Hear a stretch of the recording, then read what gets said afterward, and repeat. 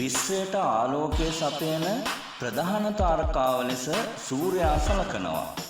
අප ජීවත් වන පෘථිවිය ඇතුළු සෞරග්‍රහ මණ්ඩලයේ සියලුම ග්‍රහ වස්තුන් සූර්යයා වටා ගමන් කරනවා. දිවා කාලයේදී අපට ආලෝකය ලබා දෙන සූර්යයා රාත්‍රී කාලයේදී චන්ද්‍රයාගේ උදව්වෙන් ආලෝකය පරාවර්තනය කරමින් ඝනාන්ධකාරය සමනය කරනවා. ජ්‍යොතිර්වේදයේ රාශි චක්‍රයට අනුව සූර්යයා මීන රාශියේ සිට මේෂ රාශියට ගමන් කරන සුබ මූර්තිය සැලකිල්ලටගෙන තමයි සූර්ය මංගල්‍යය සිදුවන්නේ. විශේෂයෙන් ආසියාතික රටවල් වල කෘෂිකාර්මික මානව ශිෂ්ටාචාරයකට උරුමකම් කියන අපිට වසර පුරා සූර්යාගෙන් ලැබෙන්නේ අතිවිශාල සේවාවක්.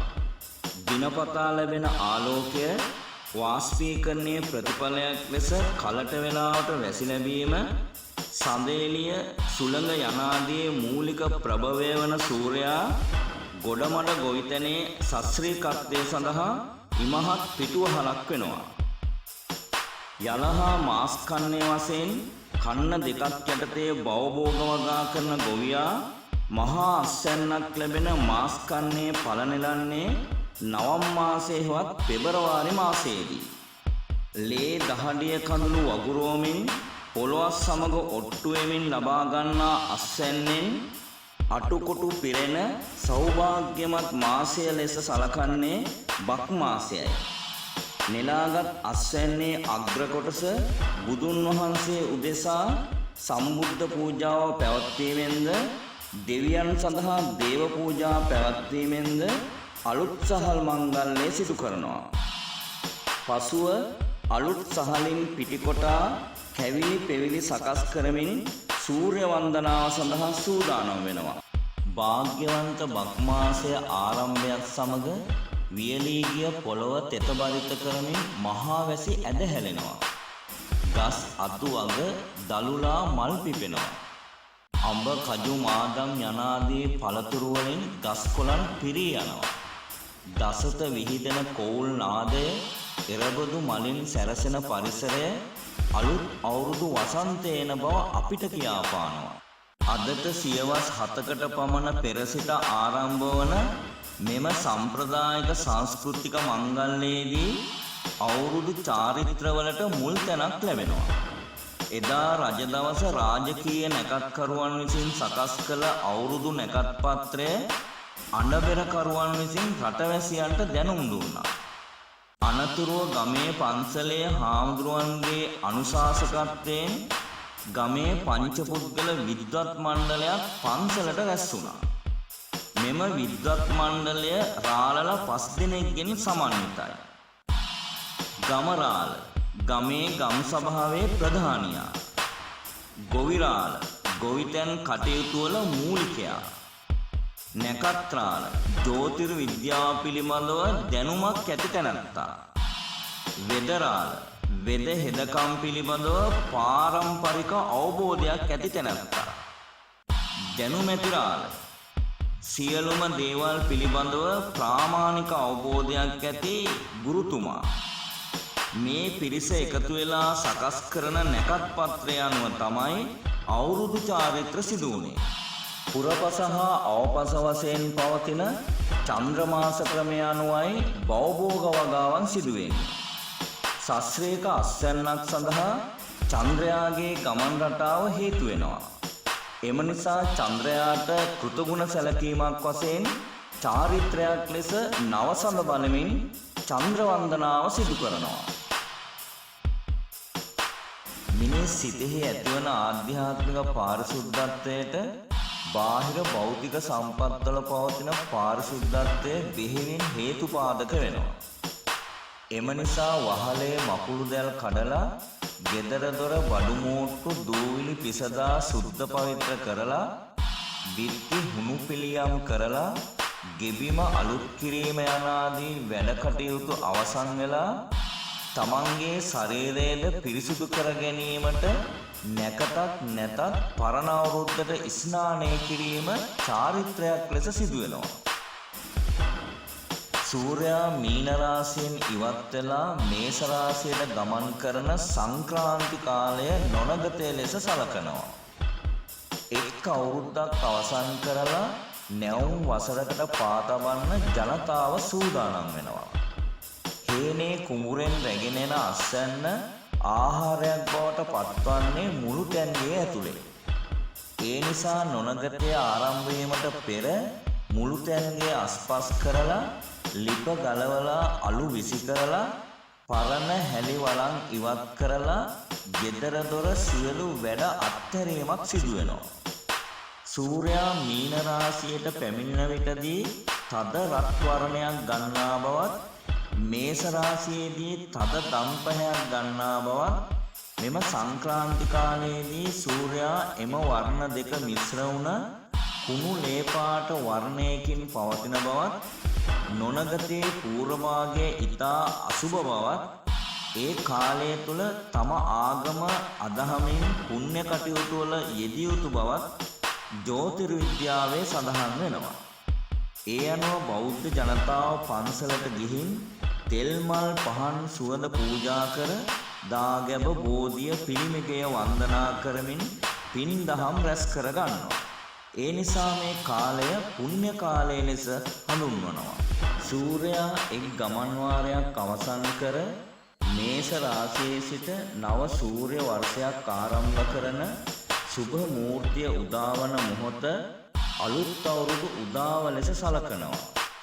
ඒකාකාරී ජීවන රටාවට මොහොතකට විරාමයක් ලබා දුන් ජනතාව ධෛර්යයෙන් හා ආත්ම විශ්වාසයෙන් යුතුව සතුටින් එක්සත්ව එක්සිත්ව අලුත් වසරක් ආරම්භ කරනවා.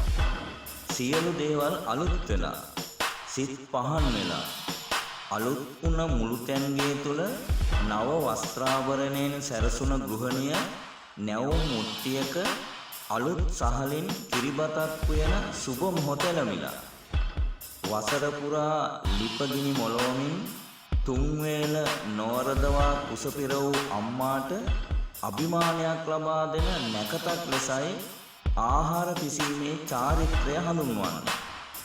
මේ සමගම කිරි ඉතිරීමේ චාරිත්‍රයද සිදු වෙනවා. කිරි ඉතිරීමෙන් අපේක්ෂා කරන්නේ ඉදිරි වර්ෂය සඳහා ශාස්ත්‍රීයත්වය සහභාග්‍ය ළඟා කර ගැනීමයි. කිරිමුට්ටිය වටා දැවටෙන ගිනිදැල් වලින් සූර්යාගේ රශ්මියද උතුරා යන කිරි වලින් චන්ද්‍රයාගේ සිසිලසද සංකේතවත් වෙනවා. මෙහිදී දමිළ ජනතාව මිදුලේ අඳින ලද කෝලම් රටා මැද ලිප සකස් කරනවා. කෝලම් රටාවන් සිත්තම් කරන්නේ සහල් පිටි සහ සුණු සහල් කුඩු වලින්. එයින් අදහස් කරන්නේ කූමින් මැසි මදුරුවන් වැනි කුඩා සතුන්ට ආහාර ලබා දීමයි. සහල් පිටි සහ සුණු සහල් වලින් සුදු පාටට කෝලම් රටා දැම්මද ඇතැම් අවස්ථාවලදී විවිධ වර්ණක මිශ්‍ර කරමින් ඒ සඳහා විචිත්‍රත්වයක් ලබා දීමට දමිළ ගෘහණිය පෙළඹෙනවා.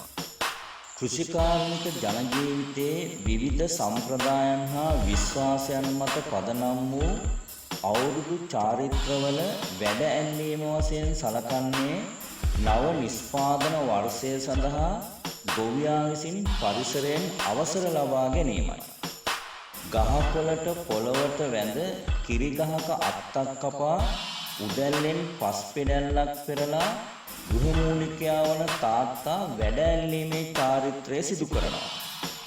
මේ අතරතුර ගෘහණිය හෙවත් අම්මා විසින් වසර පුරා තම දිවි පැවැත්මට හා භවභෝග වගාවන්ට ජලය ලබා දුන් ජල මූලාශ්‍රයට ගරු කිරීමක් වශයෙන් ජලය සමග ගනුදෙනු කරනවා.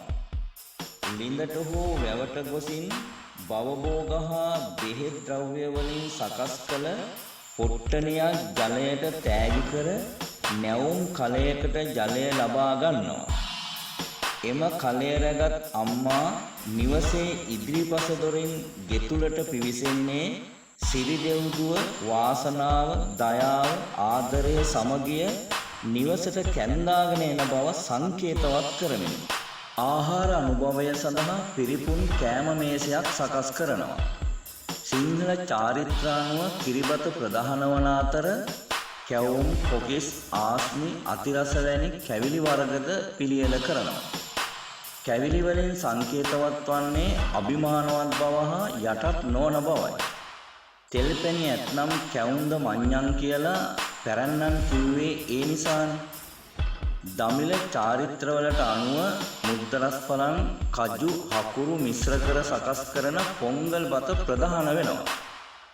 ඊට අමතරව ලඩ්ඩු, මුරුක්කු, මුං කැවුම්, අතිරස, වඩේ, රුලන් අග්ගලා වැනි කෑම වර්ගද සකස් කරනවා. තාත්තා විසින් කිරිබත් කෑල්ලක් අම්මාට මුලින්ම කවන්නේ Taman උපයා සපයාගෙන එන සම්පත් අර පිරිමැස්මෙන් තුන් වේල සරිකරවා කළ උපකාරයට ගරු කිරීමක් වශයෙන්. අනතුරුව දරුවන්ටද කිරිබත් කවා සියලු දෙනා සතුටින් ආහාර අනුභවය සිදු කරනවා. අනුභවය අවසානයේදී බුලත් කුරුළුදී වැඩිහිටියන් නැමදීමේ චාරිත්‍රයද සිදු වෙනවා. ඉන් අනතුරුව විවිධ සම්ප්‍රදායික ගෘහ ක්‍රීඩා හා එලිමහන් ක්‍රීඩාවල යෙදෙමින් එකිනෙකාගේ ඉහවහාගේ සතුට බෙදා ගන්නවා. රතිඤ්ඤා හඬින්, රබන් හඬින්, ළමා ලපටින්ගේ සිනාහඬින් මුළු පරිසරයම පිරී ඉතිරී යනවා. අවුරුදු ක්‍රීඩා උත්සවයන්ද පවත්වනවා. එදා රජ දවස පැවති යුද ශිල්ප සිහිගන්වමින් පවත්වන කොට්ටාපොර, චග්ගුඩු ගැසීම, පොරපොල් ගැසීම, ගුස්ති, අංගම් හා ඉලංගම් යන ක්‍රීඩා මේ අතර තිබෙනවා. ඊට අමතරව කඹ ඇදීම, කණාමුට්ටිය බිඳීම, අලියට ඇහැ තැබීම යන ආදී විවිධ ක්‍රීඩා අද වන විට අලුතෙන් එකතු වෙලා තියෙනවා. කෘෂිකාර්මික ආර්ථිකයක ප්‍රබලම සාධකය ශ්‍රම සම්පතයි. ඊට අවැසි කායික හා මානසික ශක්තිය රඳා පවතින්නේ නිරෝගීකම මතයි. එම නිසා වසර පුරා ඉහින් බහින රෝගයක් නැතිව යහපත් සෞඛ්‍ය තත්ත්වයක් ලබා ගැනීමට ඖෂධ ගුණයෙන් යුක්ත තෙල් බෙහෙත් යොදාගෙන හිස තෙල් ගෑමේ චාරිත්‍රය සිදු කරනවා. නැකතට අදාළ ග්‍රහයාට අයිති සාකපත්‍ර හිසට හා පයට තබමින් බෙහෙත් ලෙස නානු මිශ්‍රණයද පිරිසිදු පොල් තෙල්ද හිසෙහි ගල්වා මෙම චාරිත්‍රය සිදු කරනවා. අසිරිමත් අවුරුදු වසන්තයේ සමරලා තමන්ගේ ගෘහ ජීවිතයේ ආර්ථික ශක්තිය පවත්වාගෙන යාම වෙනුවෙන් සුපුරුදු පරිදි රැකිරක්ෂා සඳහා අලුත් සිතක් අරගෙන අලුත් මිනිසෙකු ලෙස පිටත්ව යන වාසනාවන්ත සුබ මොහොතයි. තාත්තා සහ පිරිමි දරුවන් අම්මාගේ ආශිර්වාද මැද හේනේ කුඹුරේ ඉසුරු සම්පත් සොයා සුබ දිසාව බලා සුබ මොහොතින් නිවසෙන් පිටත්ව යනවා.